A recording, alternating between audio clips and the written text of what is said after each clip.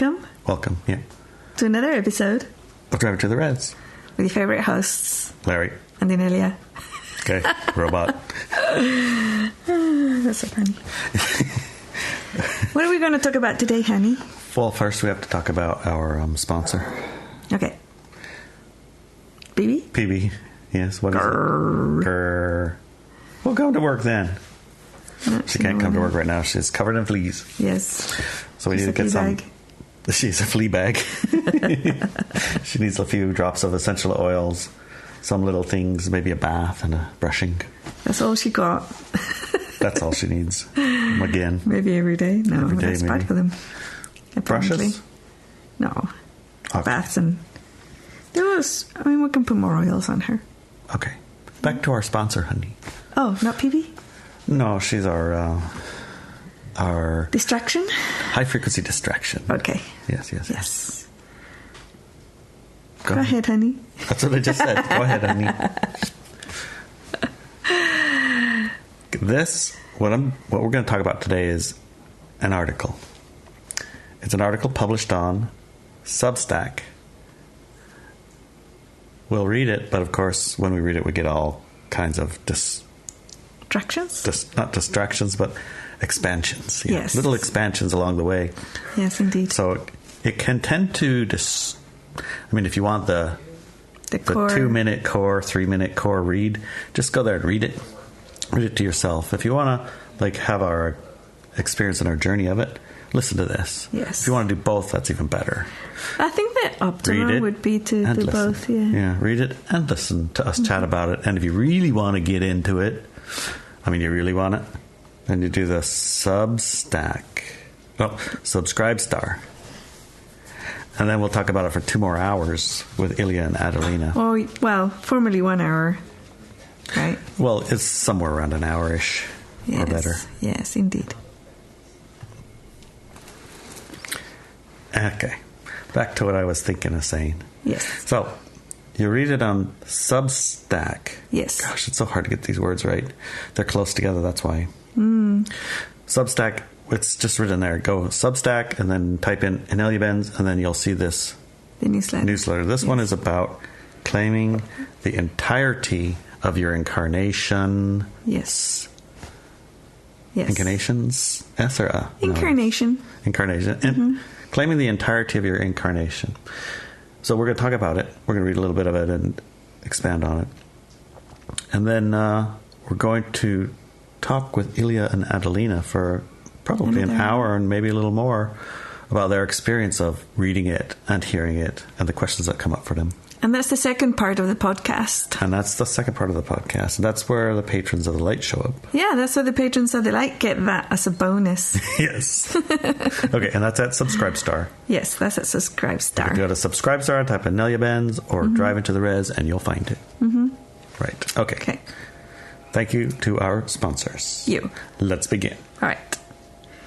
Shall I start reading the first paragraph? Yeah, go for it. So, before I start reading, just to let everybody know that Larry and I love to listen to podcasts. We do. And our favourite podcasts are individuals who bring in really interesting people to talk about some things that we wouldn't normally think about. And we just love that because it's literally the expansion of awareness that we've been talking about all this time. As you listen to other people and their viewpoints, you can expand your own awareness because you go into areas of research and things or ideas or belief systems that you hadn't even maybe considered before. Thought that even existed. Right. It scratches into the unknown unknowns. Yes. Yeah. That didn't know I didn't even know. Right. So one of these that fascinated us, or me at least. You mostly. Me mostly. Was one interview by Crow777. He interviewed a guy called Kurt Kallenbach. And, I found the interview quite hard because Kallenbach is really into the victim aggressor paradigm, embedded in it really hard. But basically 8 billion people are the victim of this. Yes. All of them. That's everyone. Everyone, yeah. So for me, that's tough to listen to because I know it's not true, right? But he had some really interesting concepts and insights and ideas peppered within that victim-aggressor paradigm, like narrative. And so it's like, it was one of those things, like, you can see it, but you can't stop listening because there's something there. It's like there's something there. I'm not sure what it is. I know it's not this. Yes. But there is something here. Yeah, what is it going to be? Well, you found it. You spotted it. Yes. Well, at least one of them, because it talks about so much stuff. But I think I got one of them. One of the most impactful things I've ever experienced driving the car listening to a podcast. And it was after I pushed stop. You had to push stop and say, hey, Larry. Hey, Larry. Okay, so let me read a little bit. Okay. Larry and I were listening to Crow 777's podcast as he interviewed Kurt Kallenbach. Kurt is a man who claims that the institutional routine of cutting the baby's cord as soon as it's born, recording the baby's birth as its first day of existence, and then discarding or doing who knows what with the cord and placenta takes away our divine rights as a human person. Kurt and Crow 777 talked about how in South Korea, traditional age-counting customs considers every person 1 year old at birth and adds another year when the calendar hits January 1st, meaning a child born on December 1st could turn 2 the next day, and how this way of counting age was a more natural and an empowering one. I mean, the first thing that we both talked about when that bit was talked about in the interview, at least the way that I saw it was, well, I wouldn't think that North or even South Korea were, bastions of liberty, sovereignty, and a healthy environment. Divine existence, and somehow better. Better than the United States, right? Or anywhere. Else, yeah. It's still a capitalist country, still, power over others, it's still all those things. So that was the first kind of question mark I would put into the whole thing. How an external force considers you, how old they consider you. I thought it was interesting too because I have a background in communication and I did study marketing within that degree. One of the things that I found interesting was how they were pushing the agenda by telling everybody now that they were 2 years younger, right? Yeah. And like, somebody said, I was going to turn 30 and I was really worried about it. This lady said, and now I'm 27 and it's great. I'm not going to be 30 for another 2 years. Yes. So it's like they're pushing it through that agenda. And I thought that was interesting, on the whole marketing campaign that the government is doing. And also the fact that they're changing it with regards to certain things, but other things such as when they can conscript you to the army and things like that, they haven't changed it. So it's like, oh, I see. So for the army, you're still 2 years older, so they can be conscripted really young. But for general decision-making and sovereignty, you're 2 years younger. Tricky. Yeah, so anyways, that was the first bit that we looked at. Yeah, it was a bit of intriguing. It's like, wow, yeah, that's an interesting concept to start your life at conception instead of start your life at birth officially, as in how old you are. That was an interesting thing to think about. Yeah. His logic and theories were too far even for me, I have to say. It did get too far even for you. Yes, it did. It got a little bit too far for me. But for some reason, what he was saying, the energy behind what he was saying was resonant. There was something there. I can't put my finger on it because of his words. Yes. But there is something there. Because when I just said, let's just start counting from there instead of here, that makes a lot of sense. Yeah. Because that's also your life part, right? Okay. But there's something else. And then you get into the whole thing about women's rights and abortions and rights to I don't really want to choose life and all that stuff, right? Which is all victim aggressor again, right? So the birth thing and when did you start your life, all of that is wrapped up in victim aggressor. Take you out if she wants to before you're born or not. Yeah, it's all wrapped up in victim aggressor stuff. It's just yeah. So you don't even want to talk about it. It's almost like you're repulsed from talking about it, or you become very, very, very, very extremely righteous about one or the other, which means you also can't see it very clearly. Exactly. So you missed the point of the whole thing, right? So step back away from the righteous just for a minute. Let's just think about these things. Yeah. In other words, it felt like he was paranoid and assigning blame and intent for these actions that did not belong together, but the picture at the end made sense. Kind of sense. Yeah, yes. So he went all over the place, but the end conclusion made sense, which was really strange. Right. There is something around our birth that is a disempowering action. Yeah. That not through any victim, anything or other, but there's something about birth that we have disempowered ourselves around. Yes, indeed. That's started to be the kernel of what we were starting to see, right? Yeah. There's a kernel there. Yeah. I don't know enough about Kurt Kallenbach to talk about him as a person or even comment on most of the stuff he said in that interview, as the majority was a deep dive into the victim-aggressor paradigms that made us all powerless and helpless. I found his insights fascinating because they were out there into the stratosphere of what we might call normal. And whenever I come across a person like that, I take it as an opportunity to expand my awareness into something that might prove to be interesting. Right? Because it's like I was sitting there wondering, why are we still listening to this? And she's like, wait a minute, 1 minute. Just leave it a minute. Wait, where's he going to go with this? Yeah. I'm like, I've already heard this 17 times. Yeah, he did say it a lot of times. Yeah. Most of his talk was about how energetically and symbolically, and maybe legally, unsure about that bit. I'm unsure. He took back those 9 months of life from conception to birth, and that had been taken away from him. Right? Another one of these kernels in there. He claimed back his incarnation from the moment of conception. According to him, those 9 months of life had been taken away by severing the umbilical cord before the placenta was born and had given all its energy to the baby. Right, that energy was stolen. Right. And then registering his existence from the moment of birth, not conception. Right, so that time was also stolen. Yes. When he took back those 9 months, he became complete, more powerful and able, and his severed part, the umbilical cord and placenta, were no longer claimable by the state. Which, that confused me. I couldn't put together... what they're doing with it, or how they're claiming it? How they're claiming it, what happened to that material, all of that stuff. I just couldn't, it just didn't fit into me. Anyways, But there was something there, right? Mm-hmm. There was something there. So, that's the summary I wanted to give of what I understood from Crow 77 interview, that one. And I hope have given him a correct representation. Right. Which is kind of hard because... It's a little bit hard because there's a lot there. There's a lot there. And, often when I start hearing a lot of victim-aggressor stuff, my ears switch off. Yeah.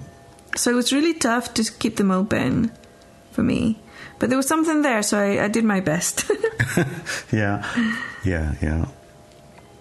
so, Like, it kind of like allowed it all to go in, and then I pretty much allowed it all to just exit. Yeah, okay. I was like, because I had all of these things to compare the things that he was saying with things that I observed that are exactly like that haven't had that taken and all that, and I don't see their existence being dramatically different than other. Mm-hmm. So that dramatic thing that had to do with a physical thing that was going on didn't seem to ring like, okay, that's it. No, there was something else. I agree, but it's like, I don't know. Mm-hmm. I don't know. More like, I'll just let it simmer for a little while. I'll put it in the bucket of, that's interesting data, and I can't really know what to do with it. It's when you suspend your judgment on something and just take it in as data and keep it there as data without judgment. I think that's what we did, right? Yeah, we'll stick that bucket, and it's like, I can't say. Yeah. And I'm not engaged enough to decide. Yeah, and even Crow got a little bit triggered a few times. Yeah. Right? And he's like, wah, and then came around again. Okay, blah, blah, blah, blah, blah. Yeah. It was a little bit like that, right? Right. The reason I want to give him a correct representation and also bring him to our collective awareness is because there is something inherently true about the denial of existence before birth causing a lack of sovereignty and power. Okay? There's something around that. There was. Yeah. How do I know this? Well, as many of you already know, when I hear something interesting, I try it out. So I sat in the truck while I listened to Kurt talk. I closed my eyes. Close your eyes. You can try it now. Yeah, close your eyes. Close your eyes. Well, if you're not driving. Yes, don't do it if you're driving. Don't close your eyes. Because I wasn't driving, you were driving. Unless you're super fast with closing your eyes and opening them. No. I mean, you can blink. Don't do that. I felt into that moment of birth. My birth. Feel into your birth. Yeah, my birth. So feel into your birth. Okay, I'm feeling. Then travel back to conception. How about we just travel back to the time of conception instead of the actual conception? Yeah, that moment of conception when the two little cells... Yeah. It doesn't actually happen while the parents are having sex, by the way. Oh, good. It happens after. Got to go after. Yes. Okay, I'm going to go a bit after. The swimmers need to swim for good. quite a bit, you know? Yes. Yes, that's not where I was going for. Let me go a little past there, okay? Yes. Let me just go biological. To the moment when the two little bits of light flashed, and the two met, and you came into the universe. Okay. That moment, going to that moment. Okay, I'm there.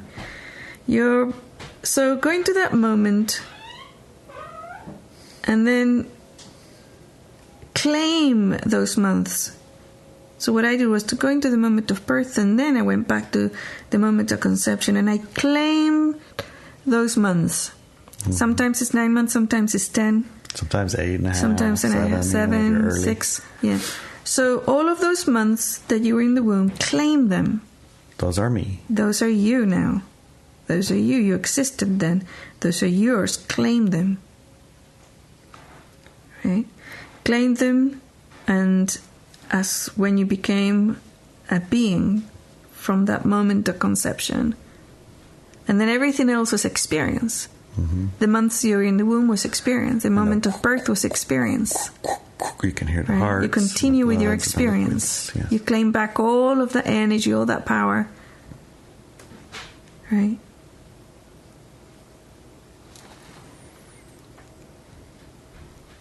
And for me, that change in my field, the power and energy was instant. It was a whoa moment. Whoa. Yeah, it was definitely a wow. Whoa, wow. Whoa. Because I got bigger. I became more. Yeah, right? I became less fractured. Yeah, exactly. That's definitely a truth. It is, isn't it? Unquestionable. Unquestionable, yeah. Of course, though, you took it to the next level. I did. Yes, because, I mean, enough wow. Let's go. Holy mackerel. Yeah. Yeah, so... As of course, being someone who knows that people have more than one life. Yes, all of us. And then not only the soul incarnates, but the body also has multiple lifetimes. All of them. I then went back to the moment of conception for the soul into physical reality. The moment of conception of your soul into physical reality. Yes. Which is not and for the bodies on conception in the universe. Not just in this lifetime, but the original time. The very, very, very, very first time your soul was conceived of a physical experience. And your body conceived of a physical expression. Because it can be two paths, right? Go to that moment and feel all of those lives, including all the times in the womb.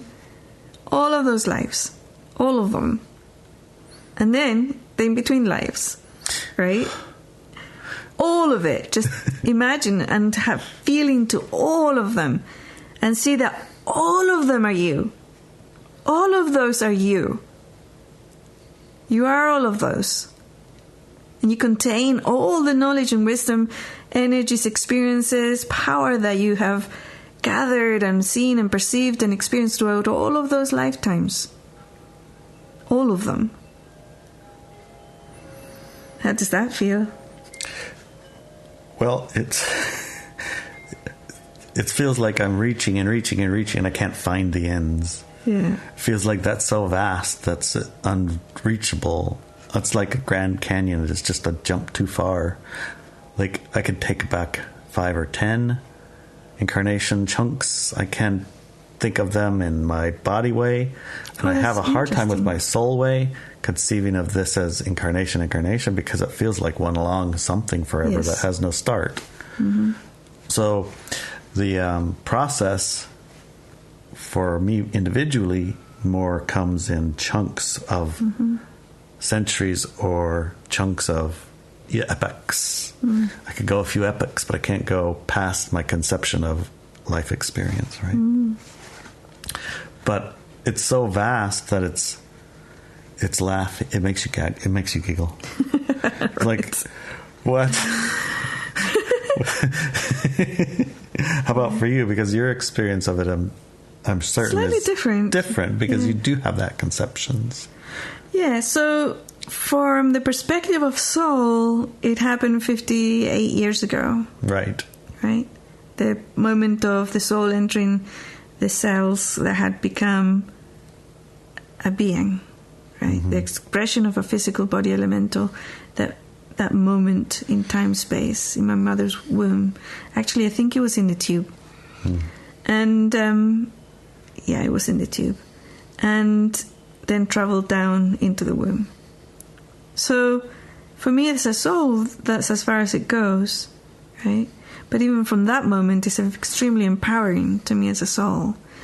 When I tapped into the physical body, that just blew me away. Because the first conception of physical body elemental experience, like you said, is so far back in linear time that it's almost inconceivable to imagine, right? But I'm using these words, conception and inconceivable, conceivable, on purpose. And I don't know if you noticed it, but that is the nature of reality. It's a conception. You conceive of it.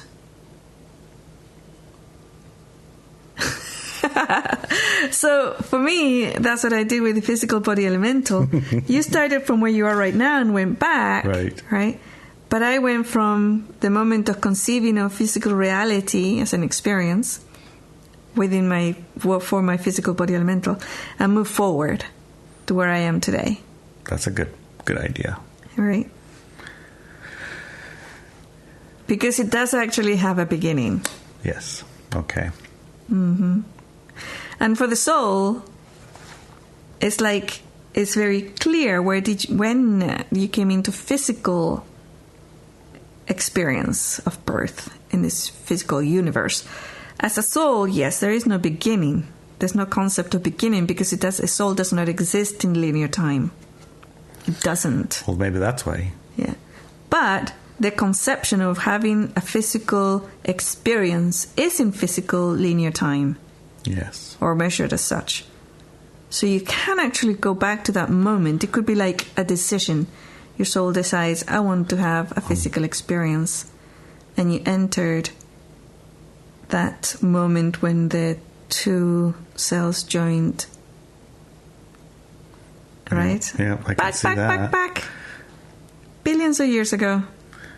Right? Boom. And now you claim from that moment to now as you. Complete. Your eyes are going Google-eyed. Yeah. What happened? It's a lot. It's a lot, isn't it? Right, it is a lot, yeah. The only way that I could conceive of it was existing in a crystalline lattice work that looked like neurons in a sense. Like lights, colors, and the crystalline form in a planetary matrix type of a thing. It just felt like that would be the first chance to have a physical experience. It's like the training wheels, you know, because it's somewhat static and there's less moving parts, I guess, in a way, and there's a limitless lattice matrix to practice attaching to. Right. That's how it felt. Nice. But that's vast. So and that's vast. You. Right. So you are that. And you have that behind you. You have that. That's why I'm so good at cooking. Yeah, there you go. That's why you're so good at the things you decide you're going to be good at, because I think I'll be good at that. Yeah. Is all you got to do. Yes. And then you tap into that. I am. Yeah. Okay. Mm-hmm. It's pretty good. I mean, this exercise is extraordinary. It is. Right? And thank you, Crow and Kurt, for birthing this idea into the human collective. Indeed. Generating the spark that brought it to be talked of. Yes. Right? Yeah. Brilliant. Mm-hmm. I was blown away. I was blown away, and I was driving. I was like, all that from that? Wow. Yes. That's what I got out of it anyways. Jeez. So, you know who to listen to podcasts with. If you listen to a podcast with me, I probably hear more other things than you would have heard. Yes. I can have that knack of hearing and seeing, perceiving things differently to other people. Indeed. Yeah. Well, it's going to be interesting to hear how Ilia and Adelina experience this moment. Yes, it would be. Yeah, it will be. Anyways, all I can say to describe this energy is suddenly it felt like peace. Suddenly all fears and worries and stresses and frustrations fell away in that moment. Totally. Not only that, but my awareness became more acute, more accurate, more capable. More sure and certain. It's like capable. Very yes. I'm capable. Yeah. Capable. Yeah. I was like, oh my God, we have to talk about this. I'm driving to the rest, Larry. And I said, text it to me. Yes. So we don't forget it. Don't forget. Text it. So you did. So I did. I picked up the phone and I wrote, claim the entirety of your incarnation. Da, da, da. Claim the entirety of your incarnation. Yes. So at the beginning of this podcast, Larry said, shouldn't it be claim the entirety of your incarnations? Yeah, with an S. Right. And I said, no, it's incarnation. Because guess what? I'm guessing it is an incarnation in multiple forms. Yes. It's just like we've been talking about before. It's a constant thing. It hasn't stopped. It doesn't stop. It doesn't stop. Only thing that changes is your claiming of the chunks. Yes. Like I'm going to seal off this chunk from all the other chunks so that this chunk is experienceable more as a single. But at the time of the split now, there are some things that are tougher to, I guess, navigate from too much closed off. And that's kind of the end point. It's like, let's have an experience of our life that includes claiming more of our incarnation, claiming more of our certainty, expertise, knowingness, ability, all of these things. You're all of those things, right? So the only one who could possibly be, the only one who could fool you is you're yourself to some degree. Yeah. Yeah, what I perceived was that, just like he said, I'm not severed, right? That is like a magical act or whatever. I can't remember the words they used, but like a ritual to sever me from my totality. Just like that. To me, when I looked at when did that totality begin? It didn't begin with the conception of this lifetime. No. It began with the conception of the idea or the decision of you to incarnate. And that happened billions and billions of years, billions of linear years ago. Right? And then the entirety of who you are is complete. It's not fractured into different incarnations. Right. And even the in-between lives is a conception of subtle physicality to keep you going in the games and the decisions you've made of the experiences you want to have in the physical world. So, what? Very nice. It's very nice. I mean, claiming back that 9 months is a really good starting point. It is, right? Yes, that gives you the stretch you need to experience how it is. Yes, it's bigger, and all the other exercise is really an expansion of that, right? Yeah. So the little one is a good stretch, good Yes. start, and then stretch it, and then stretch it, and then stretch it. Yes. You could claim 5, 10, 100 lives. You could Yeah. claim 1 billion years, or 1,000,000 years, or 1,000 years, or even a couple hundred years. Yeah. Just stretch. See how far you can get. Or Could do it my way. suggest it with her way. You just start at the beginning. Conception. In and the then beginning. I did it the other way. I went to conception. Started at the and then beginning. went all those 9 months and, and then go up claimed to those. claim use. Yeah. Right? Mm-hmm. And then I went to conception of the physical body elemental expression of physicality back millions of years, and then went forward from there and claimed that. And what about, you did the soul one, but the soul one doesn't have a long time. No, the soul is actually literally 58 years ago. Yours is a little unique in that form. Right. But it's like if I could actually claim the idea of existing as a person, and then I could also claim the conception of experience as a we, right? Right, that didn't start with soul. Yeah. So I'm trying to keep it simple. Human soul, human body. Part of what may be new in some of this, but maybe it's not, is that your human being is a human body and a human soul. Well, I use the words human, but maybe a body and a soul, right? We're familiar with those two things. Yes. And the body having a history of incarnation. Yes. And the soul having a history sometimes with that body and sometimes not with that body. Right. Those concepts are a stretch for some. Right. But the definition we're using for a human being is a body elemental with a history and a soul, human soul, connected as a being. That's a human being. Yes. Okay. Yeah. So we're stretching our claiming of our body that we're with and our soul. Yes. Not just our 9 months. Not just the 9 months. Correct. Woohoo! That's so much. All right. Let's see what Ilia and Adelina come up with this. Yeah, This is that'll be interesting to see. Excited. Okay. Love you, honey. Love you.